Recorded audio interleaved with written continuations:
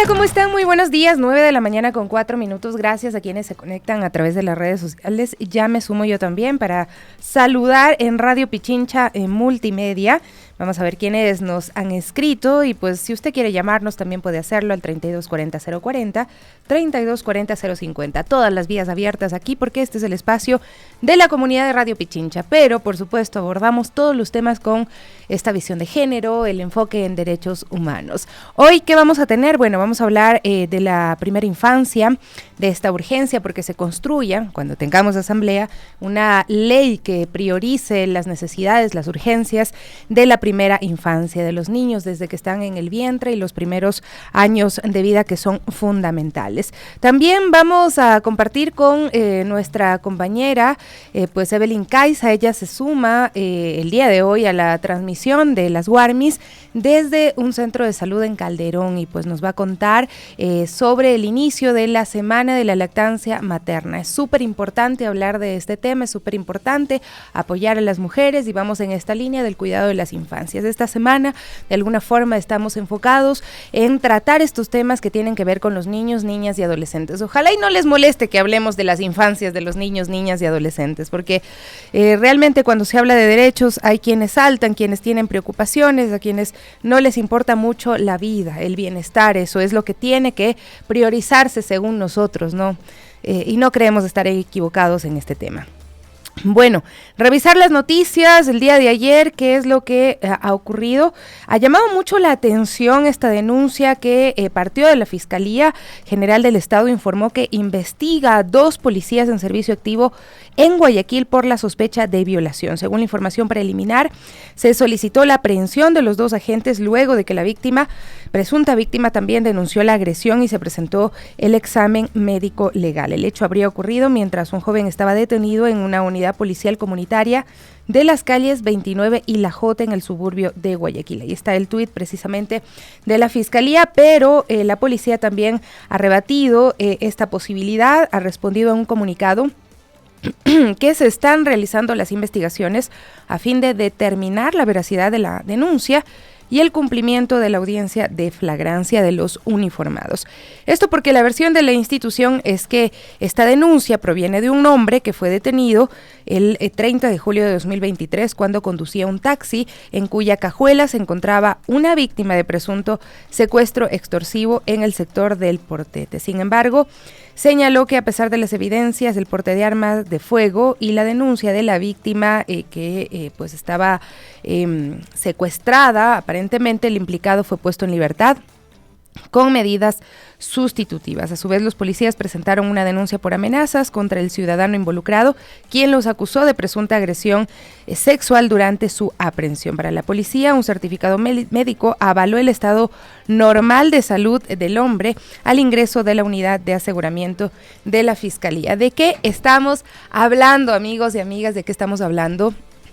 Realmente resulta sorprendente tener que leer este tipo de noticias, este tipo de acusaciones, porque lo que nos hace pensar evidentemente es que en la policía hay graves fallas, hay también muchas personas que están, contaminadas también con el tema del crimen organizado. Entonces cuando pasan estas cosas uno ya no sabe qué mismo, uno no sabe a quién creerles. Y sí, hay que esperar los resultados de las investigaciones que realice la Fiscalía, quien ha pedido la aprehensión y pues será la audiencia en las próximas horas, esta audiencia también en la que la policía tendrá que defender a sus uniformados de una presunta agresión sexual a un detenido, aunque ustedes como ven pues está muy confuso el tema. Son las 9 de la mañana con 8 minutos. Otros temas y otros datos importantísimos, dolorosos además. Según un reporte que emitió el gobierno de Panamá este 31 de julio, es decir, el día de ayer, Ecuador se sitúa como el segundo país con más migrantes que intentan atravesar la peligrosa selva del Darién. Solo en los primeros 7 meses de este año se reportaron 34,357 ecuatorianos que atravesaron la frontera entre Colombia y Panamá. Miren ustedes, de verdad debería dolernos, conmovernos y hacernos reaccionar esta realidad de nuestros compatriotas. Panamá alertó que únicamente en julio de 2023 se reportaron casi 10,000 compatriotas que cruzaron por el Darién. Hasta junio los ecuatorianos eran la tercera nacionalidad que más atravesaba esta selva, luego de venezolanos y haitianos. Hoy somos los segundos, el segundo país que más está expulsando a sus compatriotas, pues por este paso tan peligroso como lo es la selva del Darién. Si recordamos el podcast de nuestro compañero Edison Paucar, El Sueño Americano, vamos a realmente a ponernos a llorar con lo que está ocurriendo, a indignarnos con justa rabia, sin duda, por todo lo que está pasando. Son más de 136,000 venezolanos y luego los ecuatorianos alcanzan un número de 34,000, luego los haitianos, que más o menos va por esta misma lógica, pero es terrible porque ustedes recuerden que es muy peligroso este trayecto que tiene muchos riesgos, muchas bandas que están también traficando con la vida de las personas. Ayer hablábamos de el Día en contra de la trata de personas y pues precisamente estos ofrecimientos y estos engaños para llevar a la gente por estos pasos peligrosos y muchas veces retenerlos, involucrarlos en otro tipo de delitos, también tiene que ver con el tema de la trata de personas. Así es que es muy grave y esto responde a cómo la estamos pasando en Ecuador. Honestamente, amigos, ¿ustedes han pensado en irse del país? Muchos a quienes les hemos preguntado nos dicen sí. Quizá yo misma lo he pensado en un momento y claro, uno se pone en esa disyuntiva y dice, bueno, es muy doloroso dejar el país de uno, es muy doloroso dejar los sueños, el trabajo, lo que ya has logrado y alcanzado en tu país, pero hay quienes no ven opción y dicen, tengo que irme, tengo que huir, porque además muchos de ellos no tienen empleo, ¿no? Y muchos aún teniendo empleo, aún teniendo nombramientos, se han ido del país, como les contábamos hace unos días, está ocurriendo, por ejemplo, en Esmeraldas, con paramédicos, con personal de salud que ha renunciado a pesar de tener nombramiento, porque tienen que escapar de la violencia. Entonces son una suma de factores que están haciendo que los ecuatorianos y ecuatorianas tomen esta decisión de huir del país y además de esta forma tan dolorosa que es esta migración irregular. Y responde también a cifras como esta, ¿no? Más de la mitad de la población de Ecuador económicamente activa no trabaja 40 horas semanales ni recibe el mínimo de $450 mensuales o tiene garantías en caso de accidente o enfermedad. El 52,1% de los trabajadores ecuatorianos busca sus ingresos en el sector informal, una tendencia que crece en el mercado laboral en Ecuador según cifras del Instituto Nacional de Estadísticas y Censos INEC. La cifra responde al segundo trimestre de 2023 y supone un alza de 1,5% respecto al igual periodo del año anterior. Esto significa que más de la mitad de la población de Ecuador económicamente activa no trabaja 40 horas semanales, no recibe $450 mensuales, ni tiene garantías, no tiene seguro en caso de accidente o de enfermedad, ni beneficios como licencias de maternidad o paternidad, ni vacaciones, nada. Usted que tiene su trabajo fijo, está esperando el 10º que viene ya en agosto, pues estas personas no lo van a recibir, pero sí tienen que afrontar los gastos del ingreso a la educación de sus hijos y de sus hijas. Entonces es sumamente complejo. Por tanto, aunque el desempleo disminuyó y se ubicó en 3,8%, unos 4,2 millones de personas laboran en la informalidad. Pero es esta cifra la que seguramente saldrán victoriosos a cantar desde el gobierno nacional. Se ha disminuido el desempleo, dicen ellos, pero vean ustedes la realidad, vean ustedes las cifras, la cantidad de personas subempleadas, la cantidad de personas en otras formas de empleo no pleno, empleo no remunerado, que también es altísimo en nuestro país. Así es que de verdad es una realidad que hay que transformar. Y lo otro, que también es uno de los factores, es el descuido de las instituciones y la exigencia que vienen haciendo los GATS, los gobiernos autónomos, para que se cumpla desde el gobierno con los presupuestos que es su obligación asignarlos. Y ahí vamos a escuchar a la prefecta Paola Pavón, porque se reunió con el Ministerio de Finanzas, el secretario de la Administración Pública, el delegado del Servicio Nacional de Contratación Pública y por supuesto la prefecta de Pichincha, que además es presidenta del CONGOPE, Paola Pavón, logró un acuerdo para el pago de la deuda que el gobierno mantiene con los gobiernos autónomos descentralizados. Vamos a escuchar a la prefecta Paola Pavón, presidenta también del CONGOPE. resultados de las reuniones que mantuvo hoy aquí en la presidencia? Bueno, el día de hoy mantuvimos una reunión con el ministro de Finanzas, con el secretario de la Administración Pública y el CERCOP. Varios acuerdos. El primero, el gobierno nos ha señalado que hará una reforma al reglamento y al catálogo electrónico en el caso de CERCOP. Nosotros mandaremos hasta el día miércoles en la tarde la propuesta de reformas al reglamento de cara a lo que en este caso compilará el CERCOP. Desde los gobiernos autónomos descentralizados tenemos algunas preocupaciones, sobre todo en la contratación en emergencia, así que enviaremos hasta el día miércoles. Uno de los segundos acuerdos es que lo que se adeuda del modelo de equidad territorial de junio y julio, en el caso de junio se pagará hasta el martes 8 de agosto.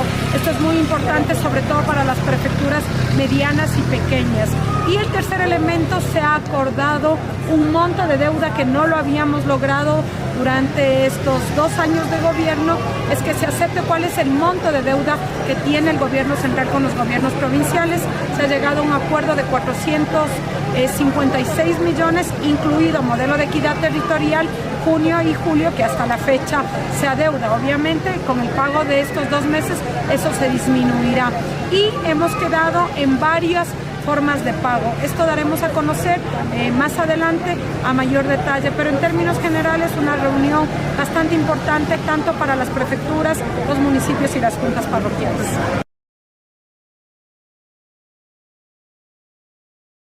Y escuchábamos, ojalá y se cumpla este ofrecimiento, porque también son muchos engaños con ofrecimientos, como el tema del puente, por ejemplo, que también permite la conexión de Pichincha a Esmeraldas, que estamos todavía esperando. Pero bueno, ahí está, en espera los gobiernos autónomos descentralizados de esta asignación de los 456 millones de dólares. 9:16, 9:16, vamos a continuar y esta vez saludando a el presidente asesor de la Fundación Esquel, Boris Cornejo. Muchísimas gracias por acompañarnos el día de hoy. También es súper importante poder dialogar el día de hoy sobre lo que está pasando con las infancias y esta necesidad de construir de forma social, de forma orgánica, la ley de la primera infancia. Buenos días, gracias por acompañarnos.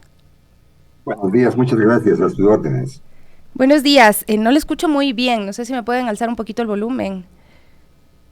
¿Ahí me escucha mejor? Eso, ahí le escucho mucho mejor. Muchísimas gracias por conectarse el día de hoy también con nosotros para que podamos dialogar acerca de este tema.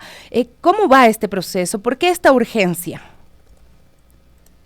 Muchas gracias por la oportunidad de explicarle a sus amplias audiencias. La situación que tiene la infancia en el Ecuador es realmente lamentable. Ese yo creo que es una gran deuda que tenemos todos los ecuatorianos, gobiernos y gobernados con los niños y niñas de nuestro país.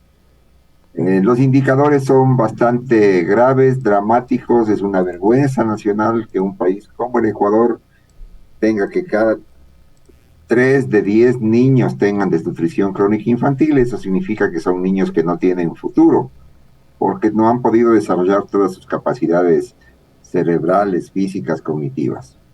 Y eso es grave, y esa cifra es incluso mayor cuando uno va a las zonas rurales en donde no se cuentan con los servicios que deberían ser provistos, servicios y atenciones a esos niños.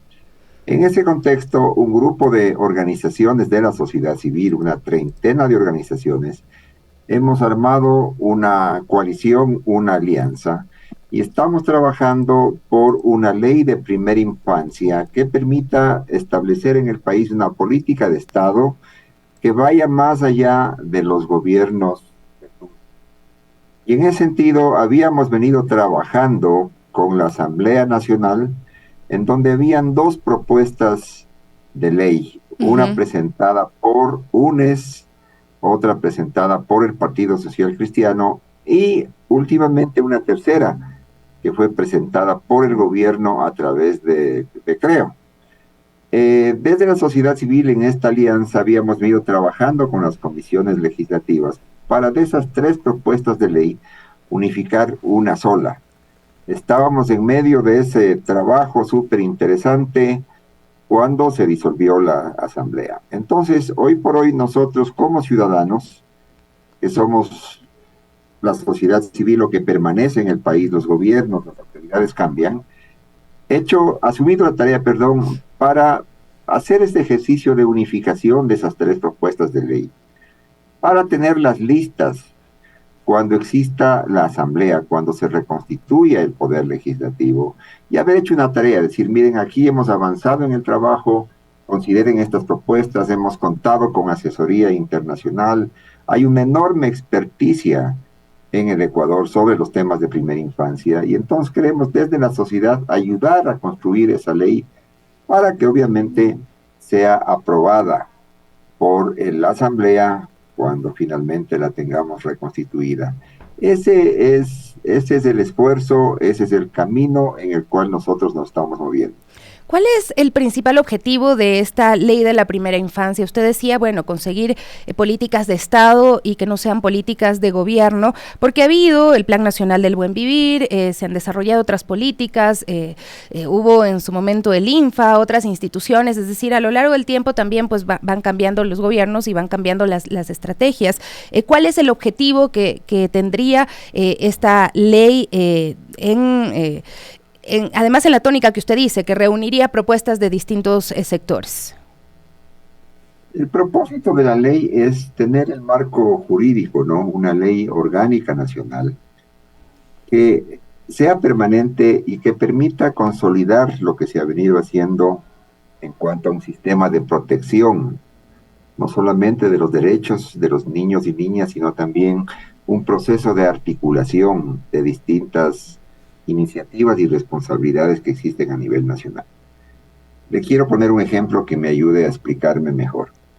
La atención a los niños demanda, en primer lugar, de estas relaciones con su familia, su madre, porque el tema de la niñez y la adolescencia y la infancia empieza cuando el niño está en el vientre de la madre. Ahí es donde empieza su proceso formativo.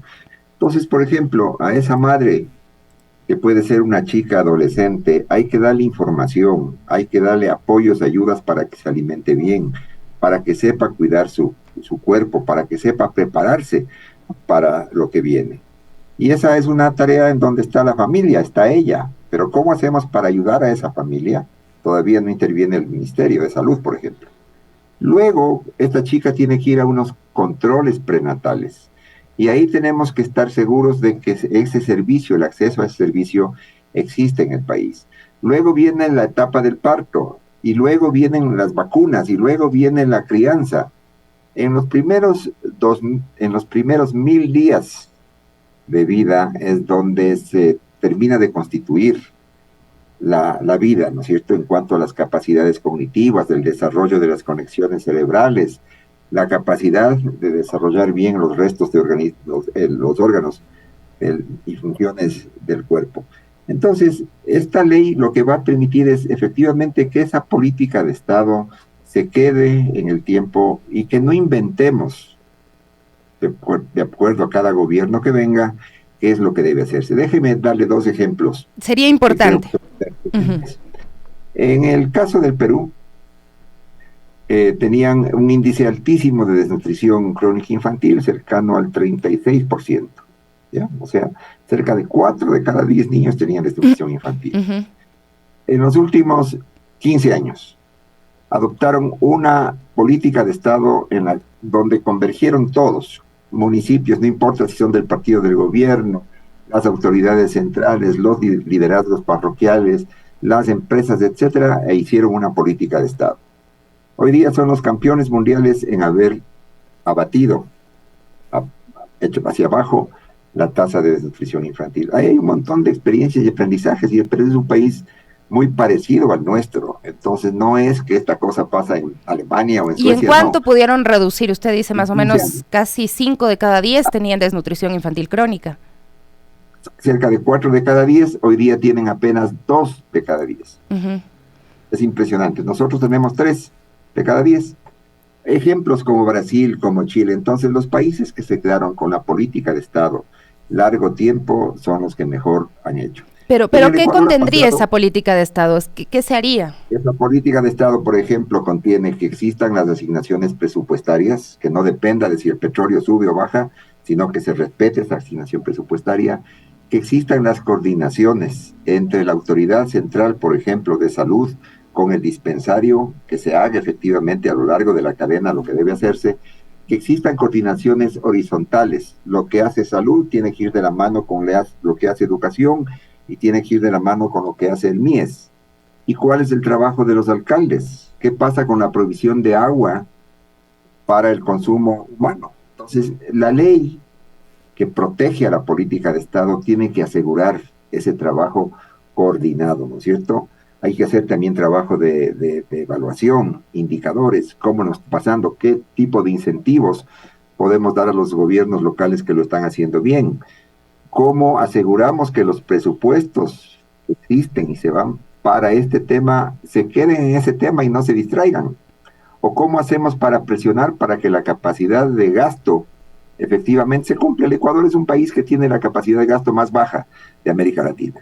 Uh-huh. Han habido años en que se ha gastado el 3%, y entonces no es posible, no es falta de plata, no es pobreza, es esta falta de coordinación, de empeño. Pero tampoco dirían algunos es falta de normativa, porque la Constitución, hay leyes, es decir, hay el marco jurídico que protegería potencialmente a la infancia, pero es letra muerta muchas veces.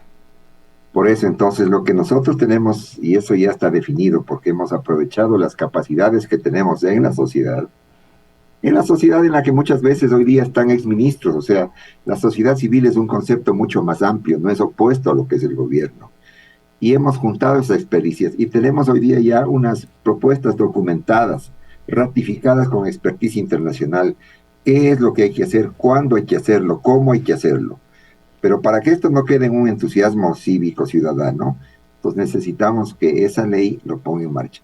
Déjeme comentar una cosa bien importante que ha pasado en los últimos años. ¿Cómo no? En el gobierno de Moreno, a través de un decreto 1211, se crea una política pública de protección a la niñez y de combate a la desnutrición. El gobierno de Lasso la asume y la fortalece. Entonces tenemos ya 2 periodos, ¿no es cierto?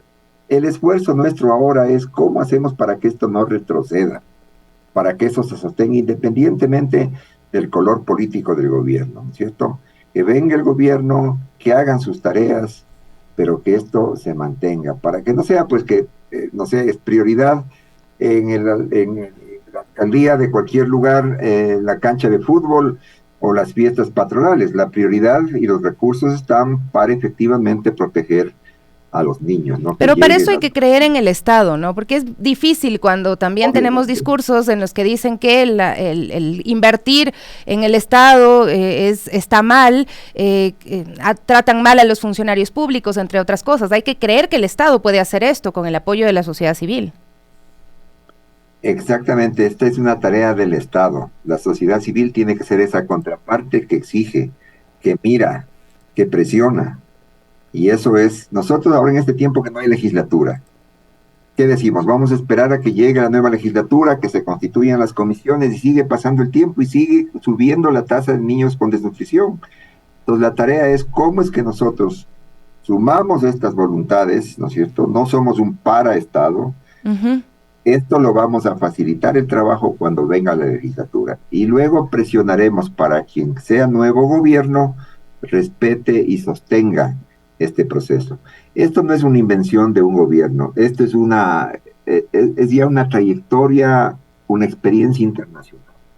Ya hay datos, hay experiencias, hay estudios, qué es lo que funciona, cómo hay que hacerlo, cuándo debe intervenirse en el niño. Hoy día la tecnología permite medir, por ejemplo, cómo son las millones de conexiones que se hacen en el cerebro en los primeros 1000 días de vida del niño. Si es que no estamos ahí atrás de esa madre, esas millones de conexiones se van a perder. Ese cerebro no va a poder aprender luego todo lo que se le enseña. Entonces, ¿cuál es el resultado?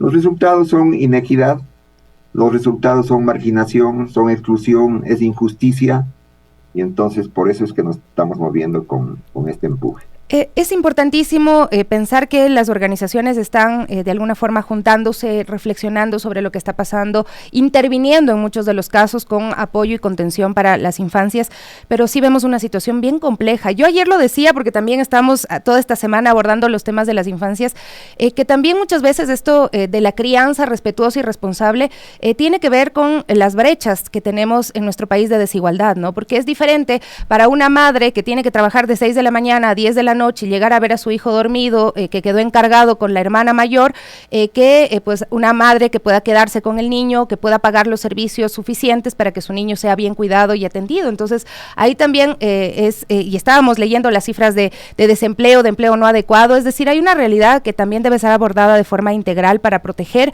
a las familias, para cuidar del ser humano.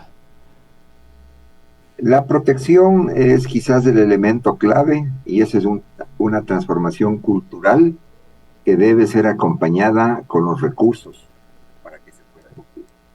Hay estudios y esto hay que mencionarlo, ¿no es cierto? No necesariamente nos ha ido mejor en épocas de bonanza y eso está estudiado.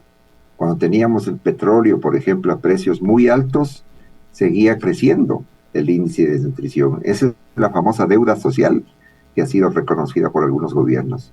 Y entonces no es un problema de falta de plata, es un problema de que hay que crear el sistema para ayudarle a esa madre, a esa abuela, a esa tía que se queda a cargo del niño.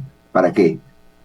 Para darle la información, para darle acceso a recursos, para apoyar. Esto se apoya comunitariamente. En el caso del Perú, que he tenido oportunidad de conocer, no se imagina cómo son esos centros de cuidado diario, centros de protección infantil, ¿no?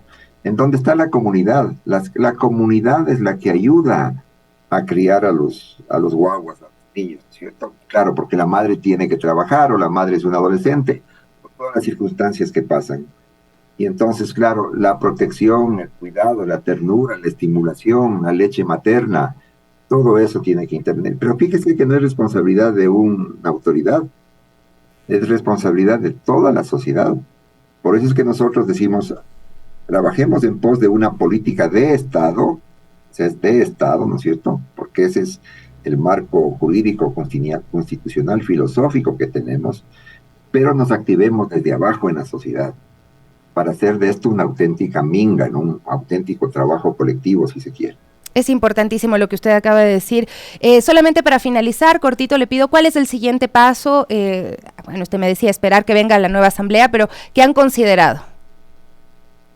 Hemos conseguido con apoyo internacional estructurar un grupo de expertos que están trabajando en ya la articulación de los 3 proyectos de ley, ¿no es cierto?, para tener un solo cuerpo. Estamos haciendo contactos ya hemos hecho, de hecho, con 5 candidatos a la presidencia de la República para firmar un documento, un compromiso. Nos faltan 3, ya lo hemos hecho con 5. Estamos visitando a los candidatos que son jefes de bancadas para las elecciones de asambleístas para contarles de esta situación. Quiero compartir con ustedes una reflexión. Si es que nosotros los ecuatorianos no logramos poner en nuestra cabeza, en nuestras atenciones, informaciones vinculadas a la desnutrición o al tema de la niñez, ese tema no va a existir, no va a estar en las prioridades, va a estar todas las desgracias que nos pasan, ¿no es cierto? Estamos también en una tarea pedagógica, democrática, de cómo informar a quienes van a dirigir el país, que este es el desafío, poner esa información en sus cabezas, en la de sus asesores, en la mente de la sociedad en general, porque ese es el único camino para hacer de esta una causa nacional que nos convoque más allá de las otras peleas. Muchísimas gracias, Boris Cornejo, presidente asesor de Fundación Esquel, nos acompañaba el día de hoy. Es parte de estas organizaciones que se han sumado con esta propuesta ciudadana de la ley de la primera infancia. Vamos a hacer una pausa y regresamos enseguida. Vamos a hablar de lactancia materna. Precisamente se ha iniciado la Semana Mundial de la Lactancia Materna. Ya volvemos. 9:37 estamos de regreso y bueno, vamos a saludar a Evelyn Caiza, se suma el día de hoy a este espacio de las Warmis. ¿Cómo estás, Evelyn? Qué gusto poder saludarte. Hoy se inicia pues la Semana Mundial de la Lactancia Materna y precisamente va en la línea de lo que hemos estado abordando el día de hoy, la importancia de pensar en los niños, en las niñas, en las infancias, de concienciar sobre lo que implica cuidarlos, protegerlos también, en este caso, a través de la lactancia materna. No está Evelyn, me dicen, tenemos una falla de conexión, pero bueno, les voy a contar también otro tema que estábamos repasándolo acá, sobre los decretos que han sido rechazados por la Corte Constitucional, porque ustedes saben que siempre es más fácil culpar a alguien y hoy el gobierno a través de sus ministros han hecho sendas publicaciones en contra de la Corte Constitucional a la que antes alababan, especialmente en el año 2019. Y lo que vemos es que la Corte Constitucional pues está rechazando ya varios decretos y también en este caso pues ha pedido que se revea el tema del acuerdo con Costa Rica. Así es que ahí está precisamente esto en pantalla, que lo estábamos revisando, es información que está en nuestra página web radiopichincha.com. La Corte Constitucional le pide al gobierno renegociar el acuerdo comercial con Costa Rica. Conoció y resolvió la Corte con 5 votos a favor y 4 votos salvados del acuerdo comercial que firmó Ecuador con Costa Rica. En este tratado, la Corte instó a los órganos públicos correspondientes a que renegocien el contenido de los artículos declarados inconstitucionales o busquen otras alternativas. La Corte explicó que la mayoría de los artículos del acuerdo eran constitucionales, pero alertó que en el capítulo 11 de este acuerdo comercial relacionado con servicios financieros existe la necesidad de regular y controlar al sector privado del sistema financiero y extranjero, ya que el artículo 308 de la Constitución prevé que las actividades financieras son un servicio de orden público y podrán ejercerse previa autorización del Estado de acuerdo con la ley. Ahí está la información. De la misma manera determinaron que los artículos 11.20, 15.20, 15.35, incluyendo los anexos del acuerdo, el capítulo 15 que se denomina inversión, son incompatibles con la literalidad del artículo 422 de la Constitución de la República del Ecuador.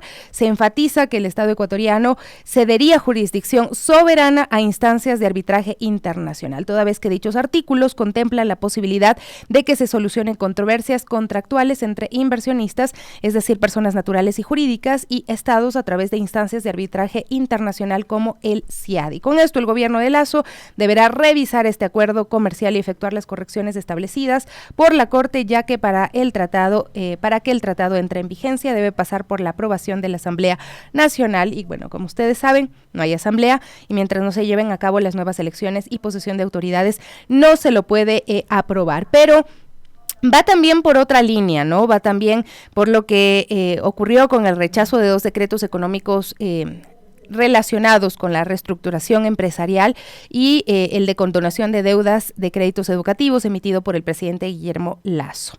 El 28 de julio, la Corte emitió la resolución respecto a estos proyectos de ley emitidos por el mandatario a inicios del mes de julio. A raíz de la disolución de la Asamblea, el organismo es el que debe aprobar los decretos de mandato únicamente en materia económica urgente, no que sean de materia económica, tienen que ser urgente.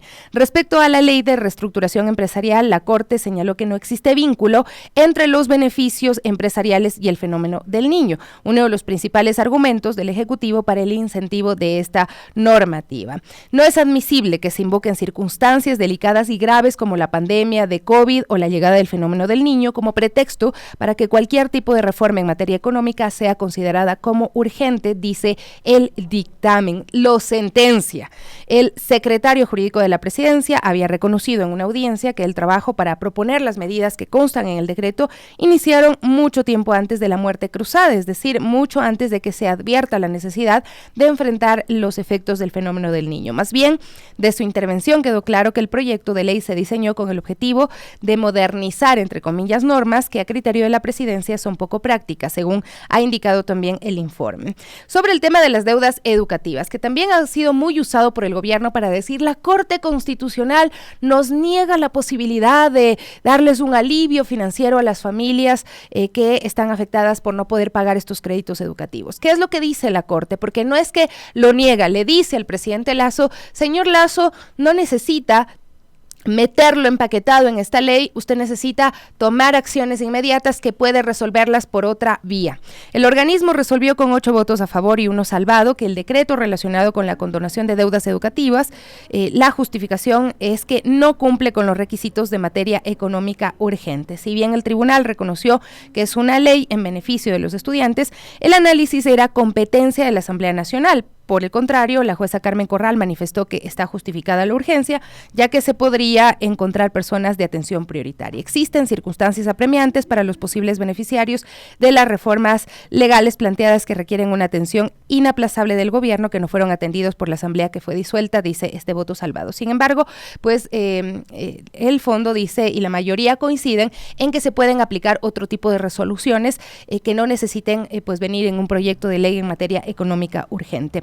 Lo que sí, pues ha habido también otras observaciones en que estas leyes que habían sido enviadas por el presidente también incluían unas reformas en las que planteaban que los trabajadores y las trabajadoras renuncien a sus liquidaciones, a horas extras, a pagos, entre otras cosas. Es decir, era un retroceso total en el tema de laboral en el país. Pero, claro, obviamente van a vender lo que más podría generar empatía en la ciudadanía, que es precisamente este tema de la condonación de las deudas educativas, que pueden hacerlo, deben hacerlo, pero tienen otros mecanismos. Vamos con las voces del barrio acá en Radio Pichincha. Vamos a conectarnos con nuestra compañera Evelyn Caiza.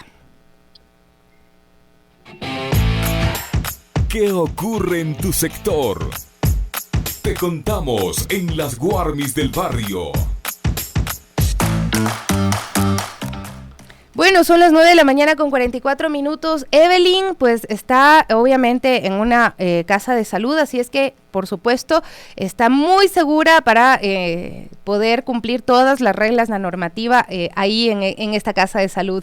Cuéntanos, por favor, mi querida Evelyn, dónde te encuentras y cómo arranca esta Semana Mundial de la Lactancia Materna.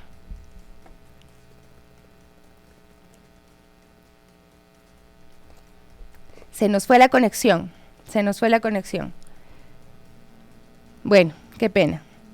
Les termino de contar nada más lo que estaba en esto de la Corte Constitucional. En la ley que envió Lazo, el gobierno intentaba meter de agache, lo dice también un tuitero, regresiones de derechos laborales de los trabajadores como renuncia, indemnización por despido, de deudas por vacaciones o el pago de la jubilación, y esto lo alerta la Corte Constitucional en el dictamen, ¿no? Y esto obviamente no lo promocionan, esto no lo dialogaron con nadie, esto era lo que querían, no tener que contarle a nadie, no tener que discutirlo con nadie, este tipo de reformas como si a los trabajadores no les impactara, como si no fuera un problema de los trabajadores y trabajadoras, como si fuéramos a aceptar así libremente que nos manden semejante jugada ahí, pues que es un retroceso, renunciar a los derechos establecidos en la Constitución. Esto obviamente no es aceptable, no es tolerable, y la Corte Constitucional está ahí para eso, ¿no? En este mecanismo, para poner un freno a estas vulneraciones a los derechos. Son las 9 de la mañana con 45 minutos, vamos a hacer una brevísima pausa para intentar conectarnos con nuestra compañera Evelyn Caiza, y bueno, si no, ya les contamos algo más acá en este espacio de las Guarmis.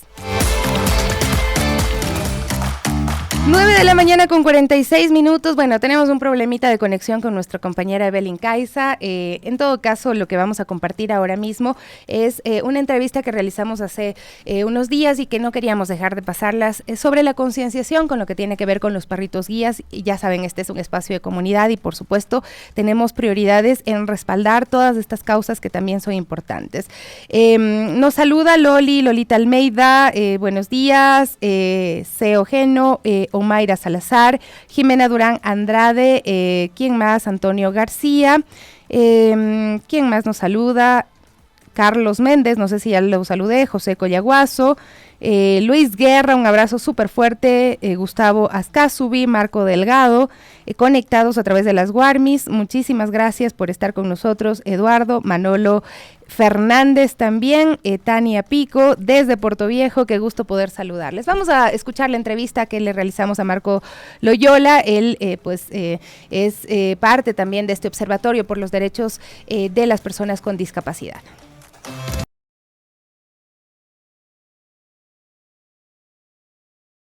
Bueno, en este espacio de las Guarmis y Pichincha Plus queremos hablar acerca de las discapacidades y sobre todo de un tema que en estos días también ha generado algunas alertas sobre el desconocimiento que tienen las personas, las organizaciones, las empresas en torno a los perros guías. Así es que vamos a conversar con Marcos Loyola, miembro del Observatorio de la Discapacidad y también usuario de un perro guía. Él está en la ciudad de Cuenca. ¿Cómo está? Qué gusto poder conversar en este espacio. Muchas gracias por el espacio y muchas gracias a todo el público que nos sigue a través de Radio Pichincha. Bueno, desde hace 2 años nosotros hemos trabajado con varias personas que tienen discapacidad o son padres de hijos con discapacidad para conformar este observatorio inherente a las políticas públicas de la discapacidad.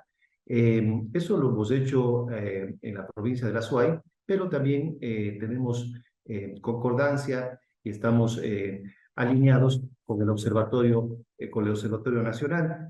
Entonces, en este proceso, pues vamos trabajando de acuerdo con las ordenanzas, leyes que se están a su vez trabajando en las diferentes instancias públicas para, pues, ir acorde a la necesidad de los sujetos de derechos, que es la parte fundamental que busca este observatorio, que las leyes, las ordenanzas, los reglamentos se hagan, pero que realmente también se ejecuten.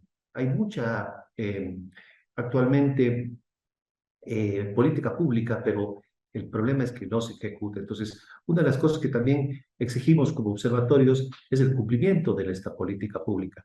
Es importante porque hablamos de que hay un desconocimiento, ¿no? Y de que las ciudades, pues, no están diseñadas también para personas con discapacidad, pero más grave aún es que las personas que pueden facilitar el bienestar de las personas con discapacidad no lo hagan. Y lo vimos hace no mucho con un video viralizado en que se le impidió a una persona que tenía una discapacidad visual con su perro guía ingresar a un restaurante, por ejemplo, y no había razones que puedan hacerle entender, pues, a la persona de este local la importancia del perro guía, ¿no? Entonces, ahí nos damos cuenta y decimos, bueno, la verdad es que tenemos mucho desconocimiento, hay mucha ignorancia, poca empatía por parte de quienes no tenemos en el día a día una discapacidad, aunque todos podemos en algún momento tener una discapacidad, ¿no? Entonces, decimos, hay que aprender sobre los perros guías y pues ahí le quisiera preguntar a usted por qué es importante que tengamos conocimiento sobre lo que implica el tener un perro guía y el acceso que se debe permitir a cualquier lugar. Es súper importante y como decía, ya la Ley Orgánica de Discapacidad lo dice, el artículo 59 dice que los perros de asistencia que estén debidamente capacitados y acreditados pueden tener libre acceso a todos los lugares, exceptuando quirófanos y unidades de cuidados intensivos, que son los lugares que tienen restricción por obvias razones sanitarias, pero todos los otros lugares pueden entrar estos perritos, ya lo dice la ley como tal. Sin embargo, la gente no conoce un poquito que a veces la función del perro guía y que no es una mascota.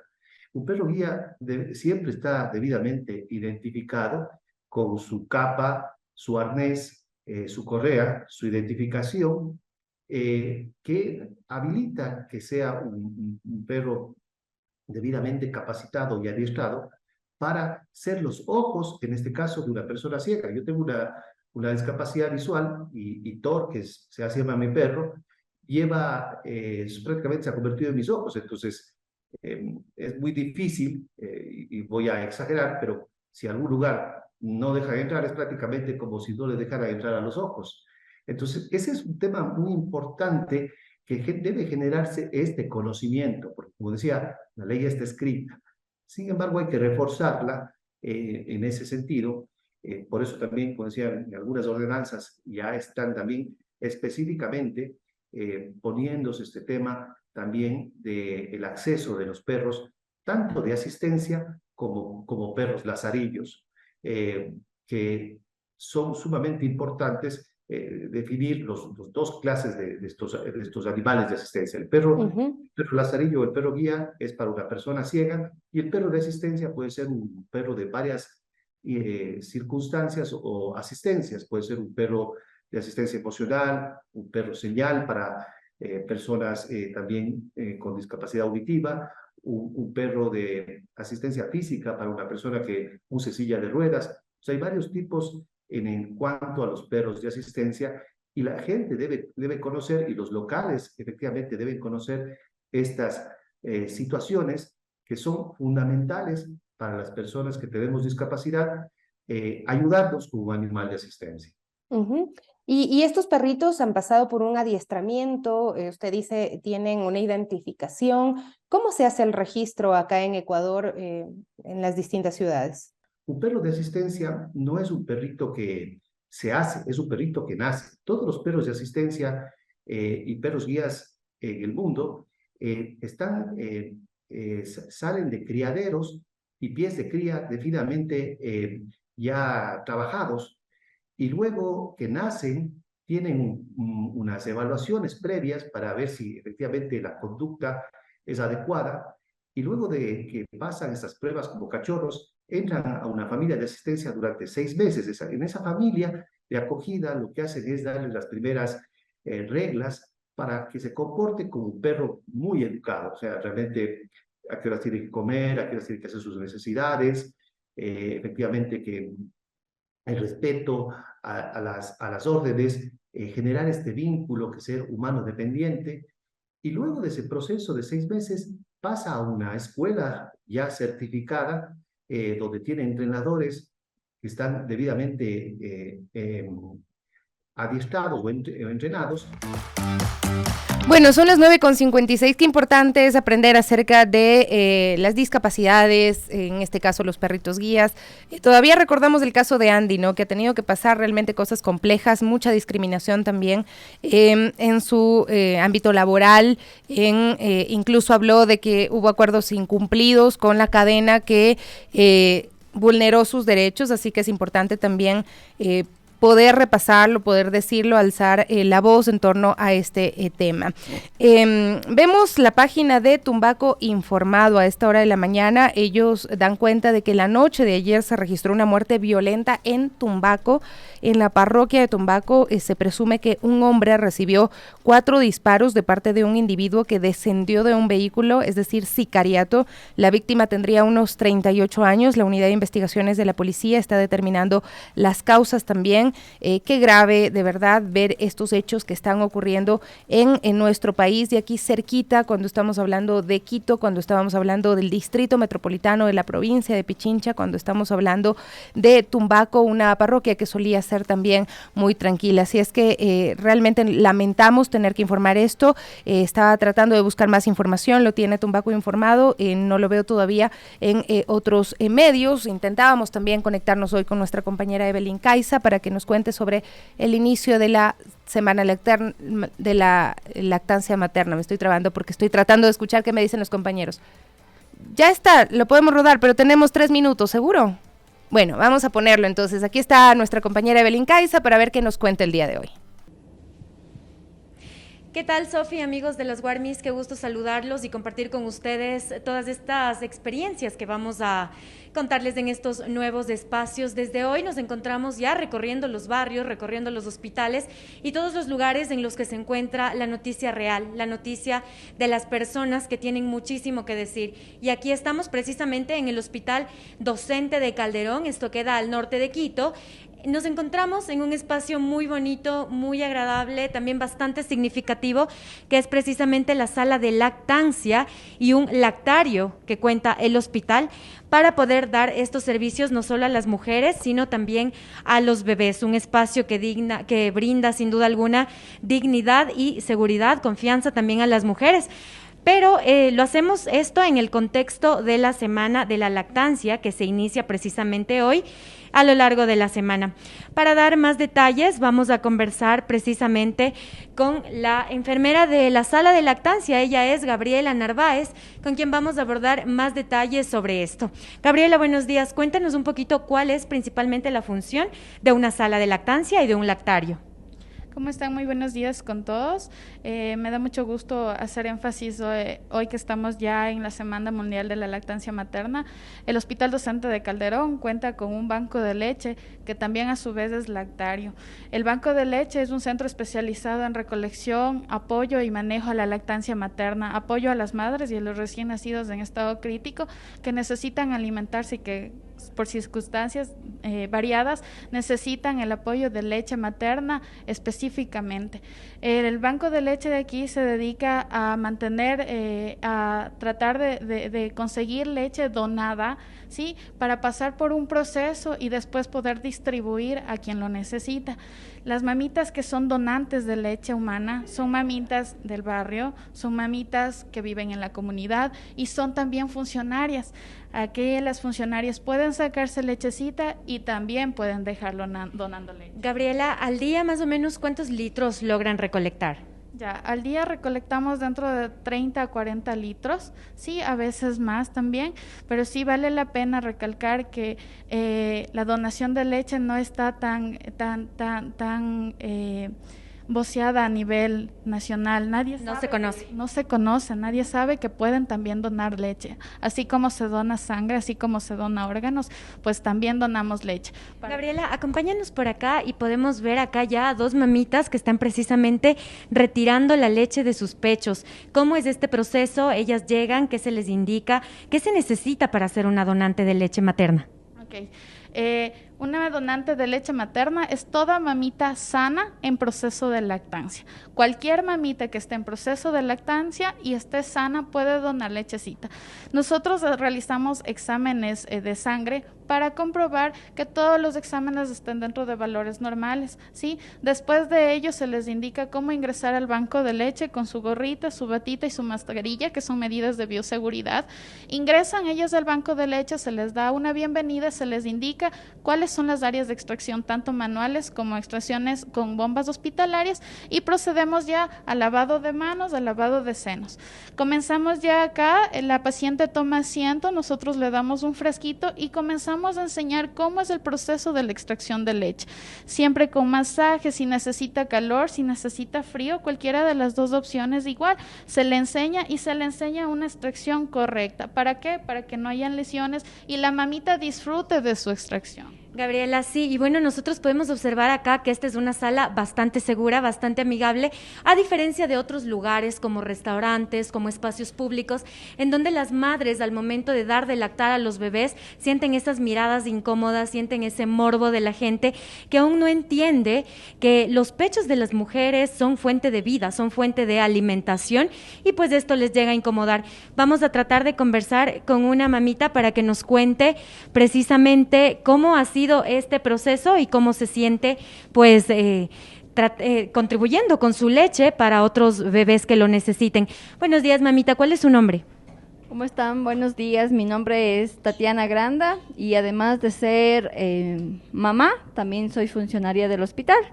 Tatiana, usted ahora yo la veo con muchísima tranquilidad, extrayéndose su leche, pero usted ha tenido experiencias de que en otros lugares le da de amamantar a su bebé y siente miradas incómodas, siente morbo, siente incluso ese rechazo por parte de la sociedad que aún no entiende que es algo normal. Sí, lamentablemente en el medio en el que nosotros vivimos es así, ¿no? No nos dan esa apertura, esa libertad de poder nosotros amamantar a nuestros hijos libremente. Entonces, por eso que nosotros estamos agradecidas por este espacio que el hospital nos brinda a nosotros, porque no es solamente para las pacientes, para las mamitas que tienen sus bebés aquí, sino también para las funcionarias que nos dan la libertad de poder venir en un horario específico a poder nosotros también recolectar esa leche que tenemos que dar a nuestros bebés que están en casa y poder mantener esa lactancia materna exclusiva que tanto lo necesitan los bebés. Muchísimas gracias. Bueno, ustedes han podido ya escuchar todo lo que se realiza acá. Yo insisto, este tipo de espacios, este tipo de salas brindan dignidad no solo a las madres, sino también a los bebés tan necesarios. Usted ya sabe, está en el Hospital Docente de Calderón, en donde se encuentra esta sala de lactancia materna y lactario, donde, como bien nos comentaba Gabriela Narváez, la vocera del lugar, no solo se dona sangre, no solo se dona otra sustancia, sino también la leche materna, tan necesaria para los niños. Hay bastantes temas, Sofi, te cuento, que tocar en este punto. Hemos consultado también a propósito de la Semana de la Lactancia, si es que han habido mujeres despedidas en este tiempo o en periodo de lactancia, si han tenido inconvenientes. Sin embargo, es lamentable que desde el Ministerio de Trabajo nos han dicho que no hay registro sobre esto, que el sistema no distingue las causales de despido, pero nosotros pues continuaremos investigando también. Mientras tanto, reitero, nos alegra que exista este tipo de espacios y de esta forma nos despedimos. Continúas tú con más, que tengan un excelente día. Eve, muchísimas gracias. El estreno de la Eve acá en el espacio de las Guarmis también, hablándonos sobre la lactancia materna, como se debe hablar también, poniendo sobre la mesa las trabas que tienen las mujeres. Y sí, hay muchos despidos de mujeres en lactancia, porque ya lo hemos dicho en muchas oportunidades, se romantiza tanto la maternidad, pero nadie te dice que cuando entras en esta etapa, también eres vulnerable de que se respeten tus derechos, de que empresas no respeten de pronto el horario de lactancia, entre otras cosas, o que te despidan o que te menosprecien por estar también en una situación de el ejercicio de la maternidad y en este caso de la lactancia. Ya me despido, les envío un abrazo súper fuerte, viene el Pichincha Rima y acá en Radio Pichincha 95.3 FM. Un abrazo para todos y todas y gracias a quienes han